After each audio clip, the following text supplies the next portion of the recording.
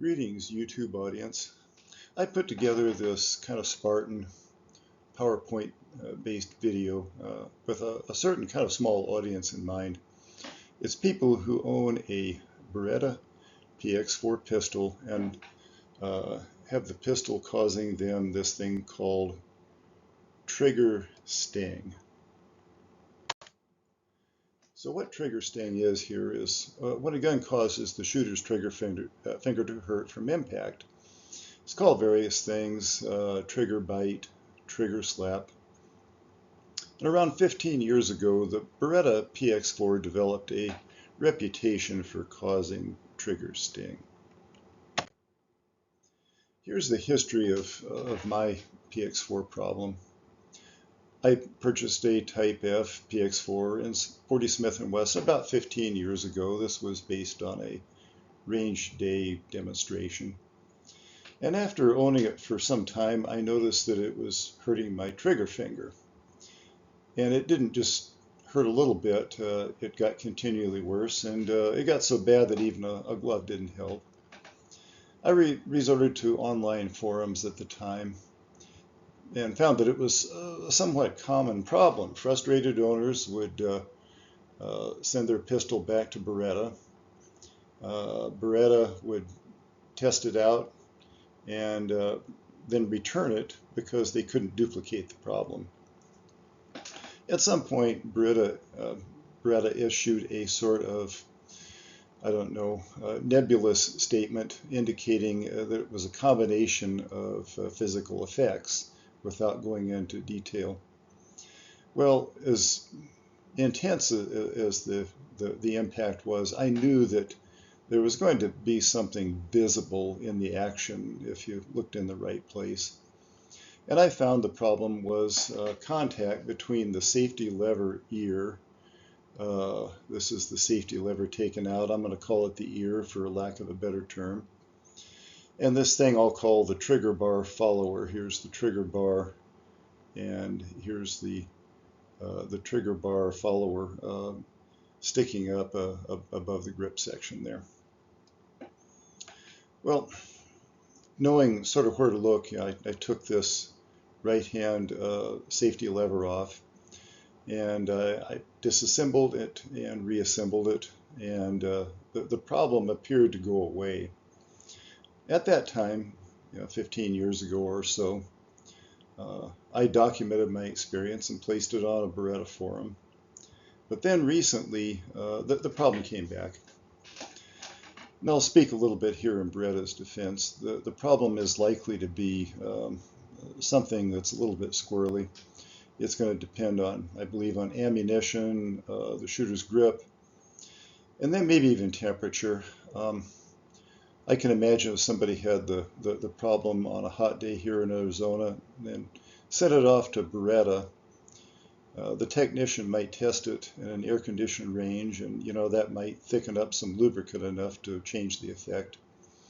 I will say it's not intuitive, and it is somewhat subjective because there is some degree of mechanical shock to the trigger during normal operation. So here's the way I diagnosed this problem 15 years ago. I observed a battered area on the safety lever ear. There's two views. You can see it here. You can see it here. What is supposed to happen is that the follower is supposed to slide along the indentation here in the slide, and it's supposed to be depressed down into the grip as the slide travels backward. And again, simply removing the right hand safety lever, reassembling, and carefully ensuring that the spring was seated correctly, that appeared to cure the problem. So you can see this is a little bit squirrely. Well, anyway, I decided to do something a little bit more scientific here for this recurrence of the problem. I colored the battered area of the safety lever ear with marker. I fired a 50-round box of ammunition and acquired kind of a numb trigger finger. I observed that the ear's battered area was worn shiny again, so this really shows or proves that the ear was going proud of the slide during a firing cycle and that it was hitting the follower. Now, this picture here, this is a picture with the levers in fire position, and you can't really tell for sure from the picture, but I could feel with my fingernail that this ear was actually shy of the slide. This picture here, I moved the levers very slightly and locked them in place with a toothpick. And you can see here that if that follower were to slam into a proud ear here, it would give that follower a very rough ride, at least very rough, compared to a smooth motion along this ramp. So this really, again, this shows that we're going to get a hard knock if the ear goes proud. Here's some reference videos that show how to do various things to the PX4. There's lots of gunsmithing videos for the PX4 out there, but this first one here I especially like. It's by a creator, he calls himself Cobra Ready, I guess. There's the link. And I like Cobra Ready's approach because he does the whole process of removing and replacing the entire safety lever, the assembly, and he does not have to remove the extractor. There's another video here I just put in for reference. It's not needed for here, but I include it because it's an excellent reference for disassembling and reassembling the whole thing. So it's a whole series. The creator calls himself Day-Me for some reason, and there's the link. Well, now getting into how to fix and you know, what can you really do about this, because it can get pretty painful. So a factory compliant fix here would be to replace the safety with a factory type G safety, which does not stick down. And you can follow Cobra Ready's procedure. You could get a gunsmith to do it too, but that's going to solve the problem because this type G replacement, it does not have the ear on it. Now, I do recommend that if you do it yourself, and I've done quite a few things like this over the years, I recommend working in an uncluttered room. You know, you can scratch things, you can break things, but one of your bigger problems with gunsmithing is having little parts go flying or rolling. And if the room is not cluttered up with boxes and shelves and such, then you have a better chance of finding those little parts if you do drop them. So my cheap and easy fix is actually simpler than the factory compliant fix. What I did, I just removed the right hand safety lever and then removed the ear. Now a portion of Cobra Ready's video shows you how to do that.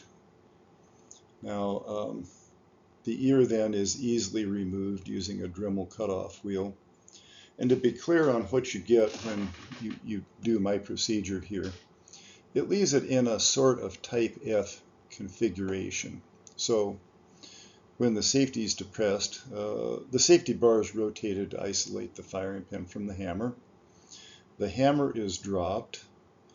The safety stays down, held by a detent until you push it back up. But unlike the way the type F originally worked, the trigger is not disconnected from the action when the safety is down. So you can snap the trigger double action. I don't really think it hurts the safety of the firearm because at this point that safety bar is rotated and it's not going to hit the firing pin. Now, You know, when I saw this, I remembered back, in fact, actually some old forum stuff still out there, that some people with Type G PX4s actually experienced the same problem. They said they had trigger sting. But then I happened to find this video here that indicates that some, at least of the older Type G pistols, had the safety lever here. For this video by a guy who calls himself Shield Arms, he's reviewing a PX4.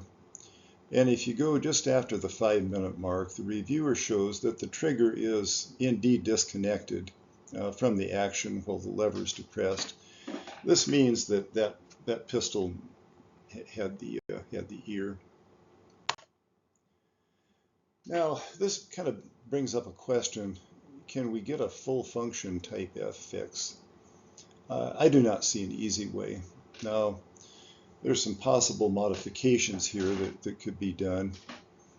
Now, and actually the first bullet here below modifications is that this, in my mind, is the true root cause of the problem. So I think the most satisfying approach would be to redesign the safety assembly to lower the assembly's center of mass so that it is at or below the rotation axis of the assembly. See, when you fire a pistol like this, at least according to an AI search, the slide undergoes a tremendous rear direction acceleration. According to AI, it can be 150 to 280 Gs. And the implication of that is if there is a freely rotating part or group of parts, as this assembly is, on the slide, that assembly then will have a torque applied to it unless the direction of the line between the rotation axis and the center of mass is exactly aligned horizontal with the motion of the slide. So that would clearly require a manufacturer's skills and facilities to do. A stronger spring, again, this would be more of a manufacturer's job because it would have to be strong enough to work under a wide range of variables. And the strength would be limited by the detent. I thought about reducing the size of the ear, but that could wind up requiring a lot of cut and try to gradually shorten it while retaining its intended purpose of pushing the trigger bar down. And note that for each try, one would have to remove a little roll pin and capture a little spring without losing it and then reinsert them and so on. So I elected not to take this route here. And it might not be possible because if you cut enough off that it doesn't go proud during the cycle, then it might not work to push the trigger bar down under normal usage. Now then there's another question: do new PX4s have a problem? And the new complaints seem to be gone now. Beretta, after all, could have fixed the problem. On their website, the Type G models appear to be more common. And also it appears that the new Type G pistols do not have the ear. So conclusion here, just real quickly.